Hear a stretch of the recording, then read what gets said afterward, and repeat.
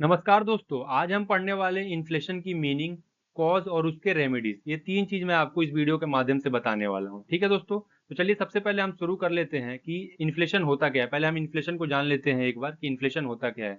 Inflation उस स्थिति में क्रिएट होता है जब चीजों की जो कीमत है ना समय के साथ बढ़ जाती है, मतलब टाइम टू टाइम उसको कीमत होती है, बढ़ जाती है। इसका मतलब है कि आपके जो पैसे की कीमत है ना या पैसे की जो ताकत है वो कम हो जाती है।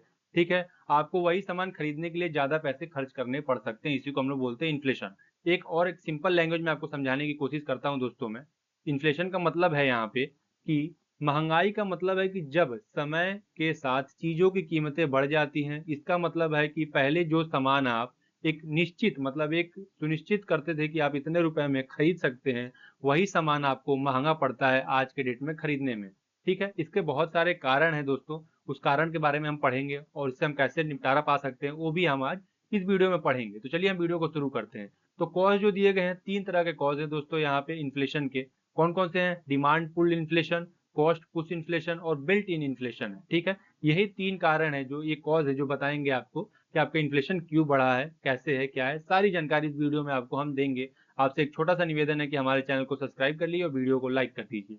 चलिए, जो पहला है दोस्तों यहाँ पे दिया गया है डिमांड पुल इन्फ्लेशन। ठीक है, इसका मतलब मैं बता देता हूँ। Demand pull inflation occur when the demand for goods and services is an economy exceed the supply lending to higher price key drives include. ठीक है दोस्तों, इसका मतलब यहाँ पे डायरेक्टली यही समझाया गया है कि मार्केट में क्या है ना दोस्तों, गुड्स और सर्विसेज का डिमांड बढ़ गया, सप्लाई कम रह गई है। ठीक है दोस्तों, इसका मतलब यहाँ पे यही है।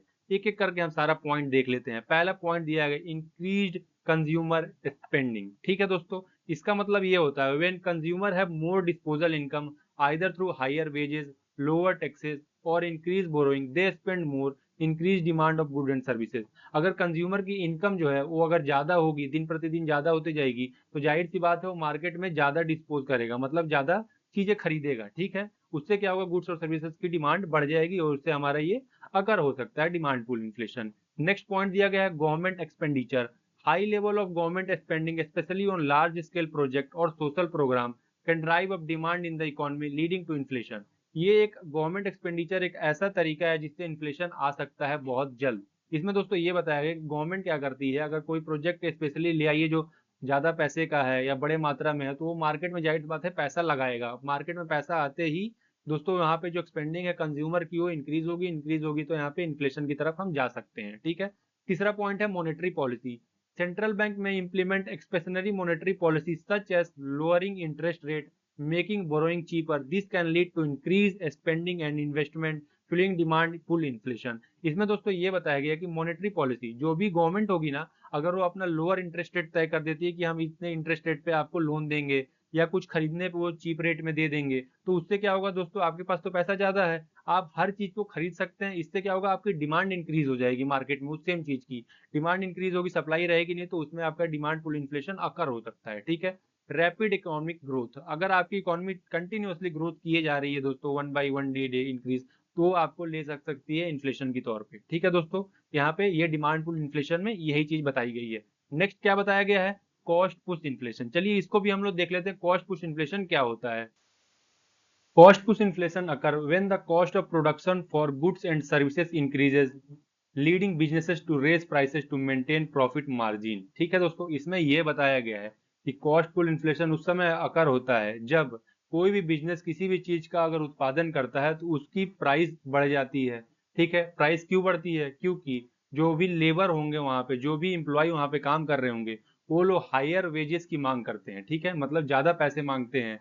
तो उनको ज्यादा पैसे देने के चक्कर में वहां की जो गुड्स एंड सर्विसेज बनती हैं, कंपनी क्या करती है उस पर कुछ प्राइस हाई कर देती है ताकि वो प्रॉफिट मार्जिन को मेंटेन कर पाए। उसके कारण से भी इन्फ्लेशन रेज होता है। चलिए एक एक करके देख लेते हैं।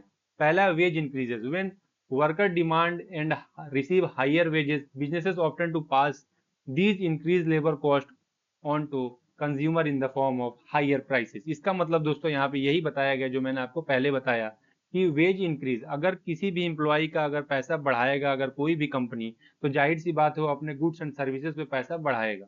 अगर वो हाई करता है मेंटेन करने के लिए, तो एक इन्फ्लेशन का एक ये भी कॉज माना जाता है।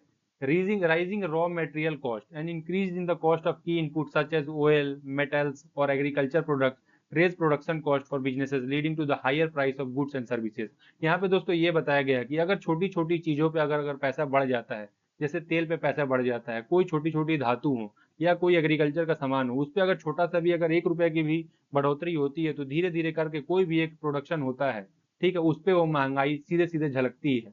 ठीक है दोस्तों, तीसरी पॉइंट दी गई है सप्लाई चेन डिस्ट्रीब्यूशन। यहाँ पे दिया गया नेचुरल डिजास्टर, जियो पॉलिटिकल टेंशन और पेंडेमिक। इस समय क्या होता है दोस्तों कि जैसे पेंडेमिक वगैरह चल रहा होगा या कोई ऐसा डिजास्टर आ जाता है किसी भी कंट्री में, तो उस समय क्या होता है, उसका इन्फ्लेशन क्रिएट होना तय है, क्योंकि बहुत सारी चीजें क्या होती हैं, डिस्ट्रॉय हो जाती हैं, बहुत सारी चीजें में महंगाई आ जाती है, इसी कारण से यहाँ पे कॉस्टफुल इन्फ्लेशन अकर होता है। चौथा पॉइंट दिया गया करेंसी डिप्रेशन। ठीक है, it's a country currency losses value, the cost of imported goods rises, businesses relying on imported material may increase price to cover higher cost leading to inflation। यहाँ पे दोस्तों ये बताया गया है कि अगर आपका करेंसी की वैल्यू गिर जाती है मार्केट में, तो भी आपको इन्फ्लेशन फेस करना पड़ सकता है। मैं एग्जांपल के तौर पे आपको समझाना चाहता हूँ, अगर डॉलर हमारा बढ़ रहा है, ठीक है, डॉलर बढ़ते जा रहा है, हमारी प्राइस वैसे डाउन होती जा रही है, तो हमको ये लीड्स की तरफ ले जाएगी। ठीक है दोस्तों, ये हो गई आपकी कॉस्टफुल इन्फ्लेशन। जो तीसरी दी गई है दोस्तों, इसमें मेन कॉज का बिल्ट इन इन्फ्लेशन। ठीक है, इसको हम लोग डिस्कस कर लेते हैं एक एक करके कि ये क्या कह रहा है। ठीक है दोस्तों, बिल्ट इन इन्फ्लेशन दोस्तों तब होता है जब कीमतें और वेतन, मतलब कि जो प्राइस है गुड्स एंड सर्विसेज का और जो आपकी सैलरीज है, दोनों एक साथ इंक्रीज होते रहते हैं, तो ये इन्फ्लेशन क्रिएट होता है मार्केट में। ठीक है, इसके मैंने यहाँ पे 2 की कंपोनेंट दिए हैं, एक एक करके उसको डिस्कस करते हैं। पहला एक्सेप्शन ऑफ फ्यूचर इन्फ्लेशन। इसमें दोस्तों होता क्या है कि अगर लोगों और कंपनियों को लगता है कि फ्यूचर में कीमत बढ़ सकती है, तो लोग क्या करते हैं, पहले से ही अपने जो कीमतें होती हैं उसको मांगने लगते हैं। जैसे कि आपके मान के चले आपकी सैलरी 10,000 रुपए है, आपको लगता है कि फ्यूचर में 12,000 हो जाएगी, 15,000, मतलब सामान की कीमत बढ़ जाएगी गुड्स एंड सर्विसेज का, तो आप लोग हाई डिमांड करने लगते हैं, उस कारण से ये क्रिएट होता है। अगला है wage price spiral. This occur when rising wages lead to higher production cost which businesses passes on the consumer in the form of higher prices.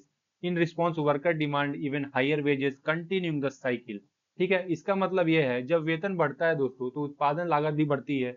जाहिर सी बात है, कंपनियां इन बढ़ी हुई लागतों को क्या करती है, कंज्यूमर पे डाल देती है। मतलब जो भी खरीदने जाते हैं ना कस्टमर कोई भी सामान, कंपनियां जो सैलरी अगर हाई करके आपको दे रही है, तो जाहिर सी बात है वो अपना प्राइस किस पे लगाएगी, अपने प्रोडक्ट पे ही लगाएगी, तभी तो आपको हाई सैलरी भी देगी। तो उससे क्या होता है, जो कस्टमर जाते हैं उनके ऊपर वो डाल देती है। इसके बाद क्या होता है, जो लोग कामकाजी लोग होते हैं, छोटे मोटे वर्कर होते हैं, उन लोग को वेतन की मांग करने लगते हैं। मतलब कि जैसे ही प्राइस बढ़ता है ना, वेतन की वो लोग मांग ज्यादा करने लगते हैं। इस कारण से बिल्ट इन इन्फ्लेशन होता है। ये 3 कारण जो मुख्य कारण थे इन्फ्लेशन के कॉज होने के, यही 3 कारण दोस्तों आपको हर जगह पढ़ने को मिलेगा। उम्मीद करता हूँ कि आपको इतना समझ में आ गया होगा। ठीक है, नेक्स्ट बात कर लेते हैं हम लोग रेमेडीज की, कौन कौन से रेमेडीज हम लोग कैसे रोक सकते हैं। ठीक है दोस्तों, चलिए एक एक करके हम लोग यहाँ बात कर लेते हैं। तो पहला जो है मैंने लिख रखा है मॉनेटरी पॉलिसी। मॉनेटरी पॉलिसी के तहत हम लोग इसको रोकने में संभव प्रयास कर सकते हैं। पहला, interest rate increases. Central bank can raise interest rate to reduce the money supply and slow down borrowing and spending. इसका मतलब दोस्तों यहाँ पे ये बताया गया है कि सेंट्रल बैंक क्या करे, जो भी जैसे हमारे आरबीआई है, वो जो इंटरेस्ट रेट को हाई कर दे ताकि हम लोग मार्केट से लोन नहीं ले सकते हैं, और अगर लोन नहीं लेंगे तो हम मार्केट में ज्यादा हम एक्सपेंडिचर मतलब खर्चा नहीं कर पाएंगे, जिससे हमारा इन्फ्लेशन कंट्रोल हो सकता है। Open market operation. The central bank can sell the government bond to withdraw money from the economy.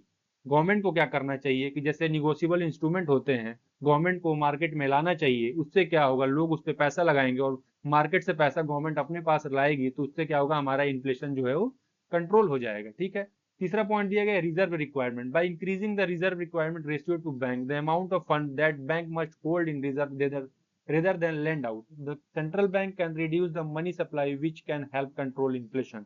इसमें दोस्तों ये बताया गया है कि जो आरबीआई हो एक रेट तय कर दे, जैसे रिजर्व रेपो रेट होता है, रेपो रेट होता है, ठीक है, ऐसे करके बैंक क्या करे, एक रेट तय कर दे कि इसके आगे आप जो है आप मनी को सप्लाई मार्केट में नहीं दे सकते हैं, मतलब लोन के लिए या निकासी या जमा करने के लिए। ये एक रेगुलेशन लगा दे सेंट्रल बैंक, इससे भी हम अपने मॉनेटरी पॉलिसी के तहत इन्फ्लेशन को कंट्रोल कर सकते हैं। ठीक है, चौथा जो पॉइंट दिया है क्वांटिटेटिव टाइटनिंग दिया है, in the context of quantitative easing which increase the money supply. ठीक है दोस्तों, इसमें दोस्तों ये बताया गया कि सेंट्रल बैंक जो है वो क्या करे, जो भी पैसा आ रहा है, जा रहा है, इन्वेस्ट हो रहा है या री इन्वेस्ट हो रहा है, उस पर एक प्रोसीजर बना दे। ठीक है दोस्तों, प्रोसीजर बना देगी तो उससे भी जो हमारा कंट्रोल मार्केट में हो जाएगा। मार्केट में अगर मनी का कंट्रोल हो जाता है तो हम इन्फ्लेशन पे डायरेक्टली कंट्रोल कर सकते हैं। नेक्स्ट हम बात कर लेते हैं दोस्तों फिजिकल पॉलिसी। ठीक है, फिजिकल पॉलिसी से भी हम इन्फ्लेशन को कंट्रोल कर सकते हैं। इस पॉलिसी में क्या बताया गया है, चलिए एक एक करके हम लोग पढ़ लेते हैं। फिजिकल पॉलिसी में दोस्तों ये बताया गया है कि government can use physical policy to control inflation by adjusting public spending and taxation. इसमें मैंने 3 पॉइंट दिए हैं, तीनों पॉइंट एक एक करके हम लोग समझ लेते हैं। रिड्यूसिंग गवर्नमेंट स्पेंडिंग, गवर्नमेंट को क्या करना चाहिए, जो भी अपने वो प्रोजेक्ट में पैसा लगा रही है उसको कम कर दे, प्रोजेक्ट को कम कर दे थोड़ा, ताकि मार्केट से जो इन्फ्लेशन है उसको हम लोग खत्म कर सकें। जैसे सपोज डेट कि अभी हमारे इंडिया में बहुत सारे ब्रिजेस बन रहे हैं, अगर कोई एक इन्फ्लेशन कारण अगर बनता है फ्यूचर में जाके, तो सबसे पहला कंट्रोल इस ब्रिजेस पे, इस डैम पे, इस रोड पे, इस इंफ्रास्ट्रक्चर पे रोक लगाई जाएगी, ताकि मार्केट में पैसा ना जा सके और इन्फ्लेशन क्रिएट ना हो। ठीक है दोस्तों, दूसरा चीज है इंक्रीज टैक्स। गवर्नमेंट को क्या करना चाहिए, या बैंक को, कि जो टैक्स रेट है उसको इंक्रीज कर देना चाहिए, ताकि लोग इजीली टैक्स मतलब लोन ना ले सके बैंक से या फिर कहीं दूसरे मनी लेंडर से। इससे भी क्या होगा, जो मार्केट में पैसे की कमी आएगी तो हम इसको थोड़ा कंट्रोल करने में मदद कर सकते हैं। Public dept management, government can manage there borrowing to avoid excessive dept that could lead to inflationary pressure. Reducing the budget deficit can also ease inflation by lowering the need of borrowing and reducing demand in the economy. इसका मतलब दोस्तों ये है कि जो भी public का डेप्ट है उस पर भी कंट्रोल करे गवर्नमेंट। ठीक है, उस पर कंट्रोल करेगी तो ये हम इसको इजीली जो है हम इन्फ्लेशन को हम यहाँ से हटा सकते हैं बहुत इजी तरीके से। जो थर्ड पॉइंट दिया गया है वो दोस्तों काफी मोस्ट इंपॉर्टेंट पॉइंट दिया गया है। अगर आपको अभी तक हमारी वीडियो समझ में आ रही हो और आपको जितने भी नोट्स मैंने दिए हो अगर आपके काम के लग रहे हो, तो हमारे चैनल को जरूर सब्सक्राइब करिए और हमारे ग्रुप से ज्वाइन हो जाइए। डिस्क्रिप्शन बॉक्स में लिंक दिया हुआ है, और वीडियो को जरूर लाइक कर दीजिए। जो थर्ड टर्म दिया गया है रेमेडीज में, वो दिया गया है सप्लाई साइड मेजर। ठीक है दोस्तों, इसमें भी मैंने 4 पॉइंट दिए हैं। पहला पॉइंट दिया है improving productivity. Investment in technology, education and infrastructure can enhance productivity which help to reduce production cost. ठीक है, and material cost push inflation. इसमें दोस्तों ये दिया गया है कि अगर हमारी प्रोडक्टिविटी अच्छी होगी तो हम अपना जो कॉस्ट होगा वो कम लगाएंगे, कम लगाएंगे तो इससे हमारा इन्फ्लेशन क्रिएट होने के बहुत कम चांसेस होते हैं। ठीक है दोस्तों, अगला दिया गया है deregulation and reducing barrier. Simplifying regulation and reducing trade barrier can lower production cost and increase the supply of good and services, helping to stabilise the price. इसका मतलब दोस्तों यहाँ पे ये है कि जो भी हम रूल रेगुलेशन लगाते हैं, बैरियर लगाते हैं, जो टैक्स लगाते हैं, उसको हमको एक सही मात्रा में लगाना है, ताकि कोई भी कंपनी अपने प्रोडक्ट पे उस टैक्स का या फिर जो भी रूल रेगुलेशन है उसका चार्जेस ना बढ़ा सके। और अगर चार्जेस नहीं बढ़ेगा तो मार्केट में इन्फ्लेशन आने के या अकर होने के चांसेस बहुत कम हो जाएंगे। ठीक है दोस्तों, चौथा होता है encouraging competition. Promoting competitor in the market can prevent monopolistic practices and price outgoing leading to the more stable prices। इसका मतलब दोस्तों यहाँ पे ये है कि मार्केट में आप सेम चीज का कंपटीशन बढ़ाइए, कंपटीशन के लिए अलग अलग सेम चीज की कंपनियां लाइए, ताकि कोई भी कंपनी मोनोपोलिस्टिक ना करे, मतलब वो अपनी गुंडागर्दी मार्केट में ना चला सके किसी प्रोडक्ट को लेके। मतलब है दोस्तों यहाँ पे ये कि जैसे ऑयल था हमारे यहाँ पे, ऑयल पहले इंडियन ऑयल हुआ, अभी भारत पेट्रोलियम आ गया है, रिलायंस आ गया है, बहुत सारे पेट्रोल आ गए हैं, तो कोई भी प्राइस हाई नहीं कर सकता है, सबको मेंटेन करके चलने की जरूरत पड़ेगी। इससे क्या होगा दोस्तों, हमारा इन्फ्लेशन क्रिएट नहीं होगा। Subsidy and incentive, government can provide subsidy और tax incentive to industry that are critical to economy, helping the lower their production cost and stabilize prices. Government को क्या करना चाहिए दोस्तों, कंपनियों को सब्सिडी देना चाहिए, इंसेंटिव देना चाहिए, लोन माफ कर देना चाहिए कभी कभी। उससे क्या होगा दोस्तों, जो गुड्स और सर्विसेज का जो प्राइस होगा वो कंपनियां है हाई नहीं करेंगी, अगर उनका लोन माफ कर देते हैं कभी काल, या फिर कोई सब्सिडी दे देते हैं जो गवर्नमेंट कंपनियों को। उससे भी क्या होगा, मार्केट में हम इन्फ्लेशन को क्रिएट होने से बचा सकते हैं। उसके बाद चौथा, पांचवा, छठा, 3 पॉइंट दिए हैं। Wage and price control, exchange rate policy, inflationary targeting. इसमें दोस्तों नॉर्मली यही बताया गया है कि आपको एक्सचेंज रेट जो है उसको सही करके रखना है, आपको वेज और प्राइस को कंट्रोल करके रखना है। ये नहीं कि आप सैलरी ज्यादा दिए पड़े हैं और अपने प्राइस को बढ़ाए पड़े हैं, प्रोडक्ट की प्राइस को बढ़ा रहे हैं सैलरी के चक्कर में। तो इन सबको कंट्रोल करके रखना है। ये कुछ रेमेडीज थी जिसपे हम इन्फ्लेशन को कंट्रोल कर सकते हैं दोस्तों, और कॉज मैंने आपसे पहले ही डिस्कस कर लिए हैं। होप करता हूं कि आपको ये पूरी वीडियो समझ में आ गई होगी। अगर अभी भी आपको कोई प्रॉब्लम है वीडियो से रिलेटेड या किसी कंटेंट से रिलेटेड या किसी और टॉपिक से रिलेटेड, तो आप हमारे तुरंत कमेंट करिए, हम आपको पूरी मदद करेंगे। ठीक है, चलिए मिलते हैं अगले वीडियो में, तब तक के लिए जय हिंद।